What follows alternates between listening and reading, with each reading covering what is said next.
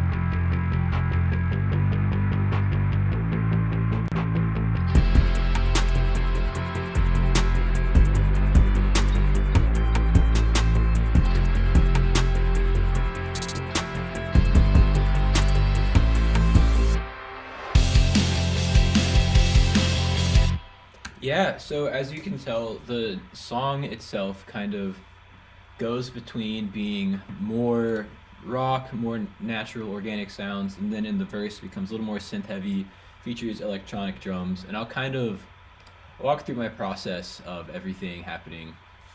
I'll start off first by showing you the guitars and what exactly is happening there. I'll just solo and play through everything. So the intro, this is like the two layers that are like the main the main part that happens throughout the song. Then rhythm guitar.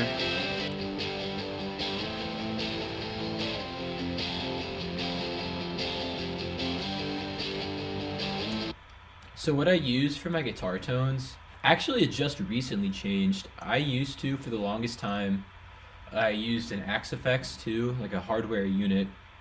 I thought it was great. The sounds were awesome, and especially when I was playing in bands more, it was convenient to be able to take that out to shows and whatnot. But now that I'm mostly doing studio work when it comes to guitar, having something in plugin form was just so much more important to me because I wanted to be able to immediately play something DI and tweak the tones afterwards and get a much faster, like, I guess, idea to recorded finished product. That way it didn't slow me down in my writing. So I recently got the plugin STL Tone Hub, and it actually models a lot of amps similar to the Axe FX and Kemper, and this company specifically has a lot of these same tones on this plugin as they would on the Axe FX. So honestly, I heard no difference in quality between this and the Axe FX, and this is like a tenth of the price of it, honestly. So hugely recommend that. So the way that I track is I do everything, whether it's the rhythm or a lead, I do everything double tracked with my guitars. So I have one left and one right. Hard left and right for the rhythm.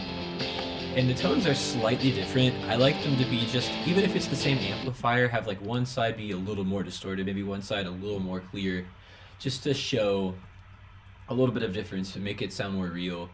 And I do the same with my rhythm, or with my lead, that is. And then I kind of flip. So if this side's more distorted on the rhythm, maybe this side is more on the lead.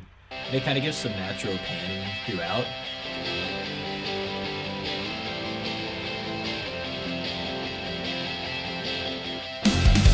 Now my effects chain's pretty simple. I use the STL. I have on my leads a little bit of delay and reverb just to like space it out a little bit more. This one same, plus some EQ. I group all of my guitars in a bus, and if you're not in Logic, it's really easy to use what's called a track stack, and you put them all into this folder and you can put effects on on all of them. But if you're using FL Studio, Pro Tools, Ableton, anything else, you can still use any type of routing to send all of your tracks to one main track that's being processed. And that's just where I do my big changes. Like I'm adding a little bit of high end overall, cutting out some mid range, specifically in the middle. If we see here, around 1 to 2K is where the like intelligibility of the human voice is. So if you're singing, that's the frequency spectrum that you're going to like be able to tell what the person is saying. So I cut out a little bit there, specifically in the middle where the main vocal would be, and then just some more cuts and a little bit of reverb. Oh yeah, no, that reverb is like a throw I do at the end. But yeah, pretty simple shaping stuff. I feel like most of the tone comes from STL with these, and then just like fitting it in the mix with volume, panning, and whatnot. Let's see what happens with the verse guitar. Yeah, so this section is actually, let's see here, I'll show you the same lead, but I half-timed it.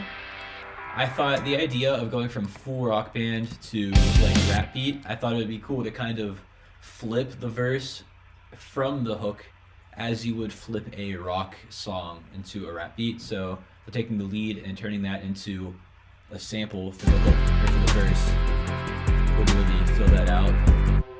Get some cool little leads going on here.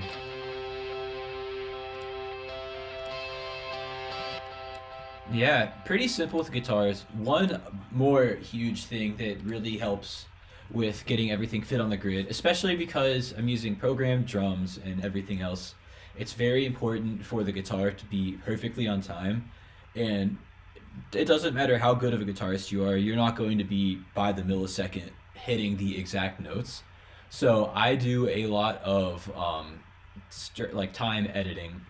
In Logic, they make it really simple. I can highlight the whole track and quantize all the transients.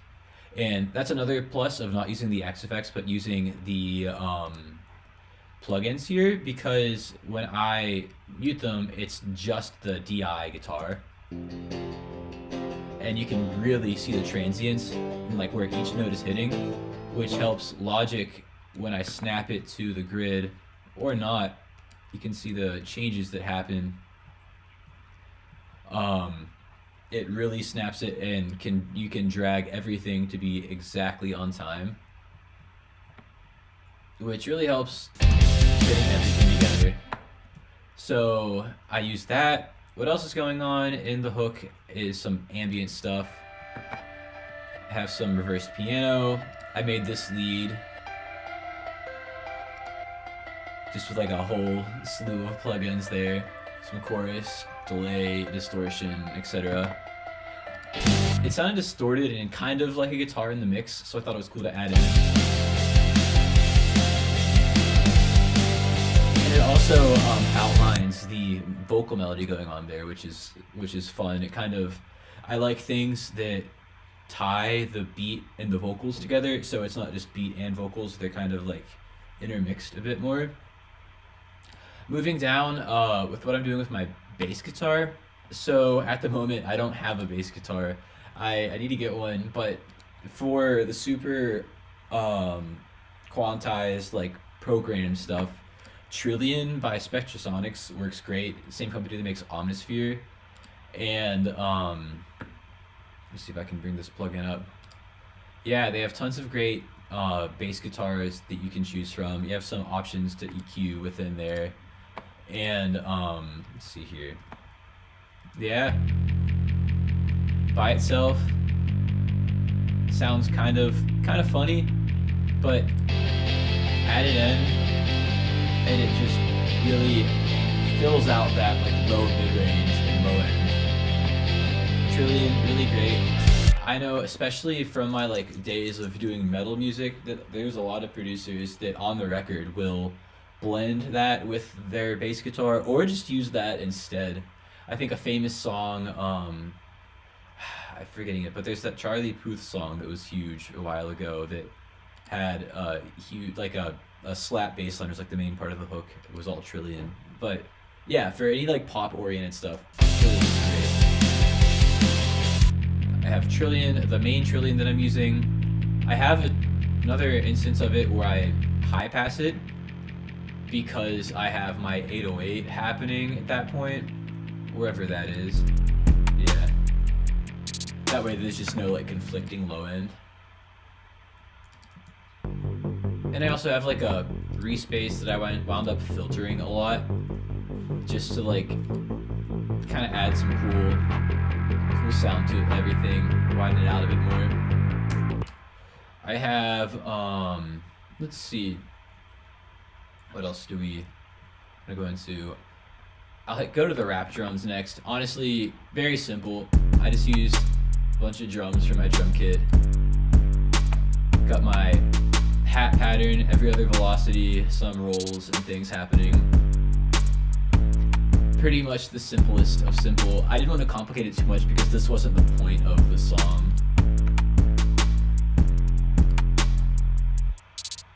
And I think the biggest thing that I get a lot of questions about, and seems to be what people struggle with the most when doing live drums in a DAW, is how to program them to make them sound real, how to make them sound natural.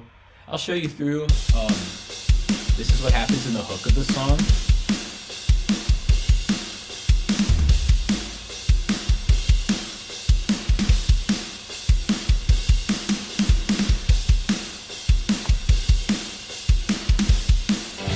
So yeah, in my opinion, I think it's a very like good mix of realistic but also pop friendly, fits in an more electronic song.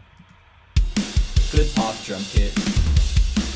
And what I'm using for this, the main sounds come from a plugin called Get Good Drums, the Modern and Massive pack. It's great. It's made by the guys in Periphery, big prog metal band, and out of all of the acoustic drum libraries, this is one of the more cost-effective ones, especially if you get it on a holiday sale. It can be like under $100, which is very worth it for what this is. And within it, they have all kinds of different EQ and mixing options and drum options. But what I like to do is whenever I make a track, I'll show you, say I'm making my drum line, go to contact and make it multi-output. And when you make it multi-output, what that does is allows you to route every drum hit from Get Good Drums to its own mixer channel. So if we open up through here, I'll just loop this. We have the full drum kit here. We have just the kick, just the snare, toms, the overhead, the room, and it really helps you really target and get the exact sound that you want. So for example, on the room, I have some distortion, just kind of bringing some character to it, bringing it more upfront, making it more aggressive, cutting out some high end on the overheads, doing a lot on the snare. So I'm using Steven Slate's Trigger to blend another snare sample with this sample, just because I felt like the snare samples in here are a little more realistic, and it helped me find that middle ground between being too processed or too unprocessed. So without anything, it's this. Kind of adds some room to it. Some decapitator for distortion, EQ. I use Soothe too, great plugin. I use it on a ton of vocals as well, and any treble frequencies. But this really is getting any of the weird frequencies out of it. Kick is simple. I'm also using Trigger to add some room to it, and then just a big scoop in the mids. And also, I think what really makes this drum sound come to life is what I'm doing on the whole drum kit. I think that sometimes if you don't process the drum kit as a whole, it starts to sound like different drums when you want it to be one instrument. So I do some EQing, just shaping, nothing too intense there. And then I'm adding a compressor. This is just a version of the 1176. But what's nice about this is it has a parallel option. So what I can do is compress super hard and then only use a small percentage of it, and it really just brings a ton of energy. So here's without, and then with.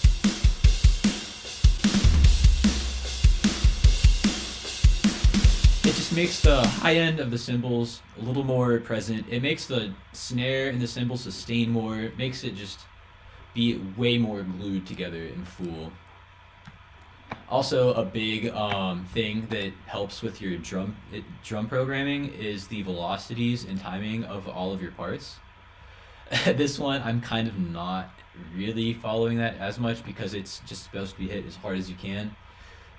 Big rock song chorus, but controlling the velocities can really help, especially on a softer song. Do notice on some of the accent kicks and snares, as well as the toms, I am lowering the velocity, just so it's not as robotic. I just try to imagine myself at the seat of the drums and think about how hard I'm hitting each note. And I feel like that visual aspect really helps me. So yeah, I've been kind of rambling a lot. With all that said, I'm gonna play through one more time, see if we notice anything specific. And if not, I think I've kind of gone in detail, explained what my thought process is behind mixing a full band song and how I go about it. But yeah, we'll play it through. The song is called ICARUS by me, Brody. It's featuring Extra Large Holiday Card. Yeah, here it is.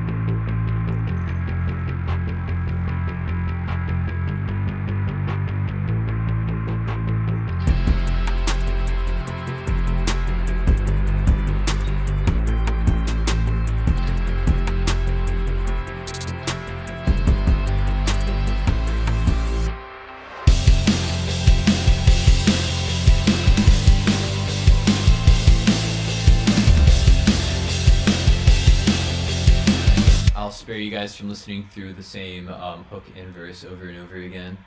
But yeah, thank you so much if you made it this far. Really appreciate it. Thank you for spending time on my channel. Thanks for caring about the stuff that I do. Yeah, at this point, if you have any other songs that you'd like to hear me describe, if you have any other just styles of music or any questions that you want me to talk through, just let me know in the comments, send me a message on Instagram or Twitter, anything like that. Really appreciate it. All right, peace out.